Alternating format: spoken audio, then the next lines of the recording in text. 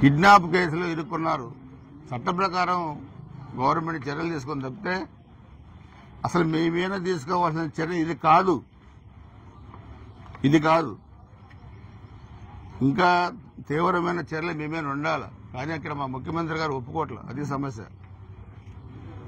కక్ష సాధింపులు మా ప్రభుత్వానికి లేవు కాబట్టి మీరు ఆ మాటలైనా మాట్లాడగలుగుతున్నారు. లేదంటే మీరు మాట్లాడే పరిస్థితి కూడా ఉండదు. కాబట్టి మీరు ఎప్పటికైనా 151 సీట్ల నుంచి 11 సీట్లు ఎందుకు వచ్చాయో గుర్తుపెట్టుకొని, ఇది ప్రజాస్వామ్యం.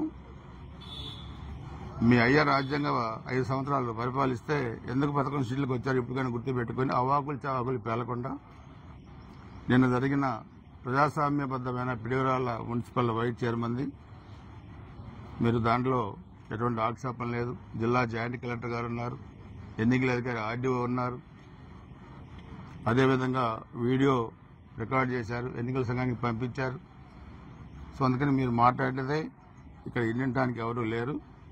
అది అర్థం చేసుకో. ఆ రోజు మీ వాళ్ళు చేసిన దౌర్జన్యం కూడా నీకు వీడియో పంపిస్తాను ఇప్పుడు 5 నిమిషాలు. అది కూడా ఒకసారి చూసుకోమని జగన్మోహన్ రెడ్డిని కోరుతా ఉన్నాను. కిడ్నాప్ కేసులో ఇరుక్కున్నారు. చట్ట ప్రకారం గవర్నమెంట్ చర్యలు తీసుకొని తప్పితే అసలు మేమేనా తీసుకోవాల్సిన చర్య ఇది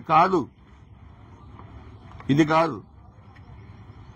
ఇంకా తీవ్రమైన చర్యలు మేమేనా ఉండాలి. కానీ అక్కడ మా ముఖ్యమంత్రి గారు ఒప్పుకోవట్లేదు. అది సమస్య.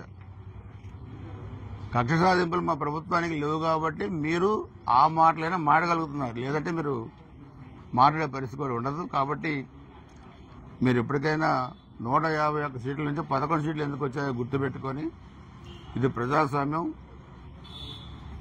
మీ అయ్య రాజ్యాంగ 5 సంవత్సరాలు పరిపాలిస్తే ఎందుకు 11 సీట్లకు వచ్చారు ఇప్పటికైనా గుర్తుపెట్టుకొని అవాకులు చవాకులు పేలకుండా నిన్న జరిగిన ప్రజాస్వామ్యబద్దమైన పిడిగురాళ్ల మున్సిపల్ వైస్ చైర్మన్ది మీరు దాంట్లో ఎటువంటి ఆక్షేపం లేదు. జిల్లా జాయింట్ కలెక్టర్ గారు ఉన్నారు, ఎన్నికల అధికారి ఆర్డీఓ ఉన్నారు. అదేవిధంగా వీడియో రికార్డ్ చేశారు, ఎన్నికల సంఘానికి పంపించారు. సో అందుకని మీరు మాట్లాడేదే ఇక్కడ వినడానికి ఎవరూ లేరు. అది అర్థం చేసుకో.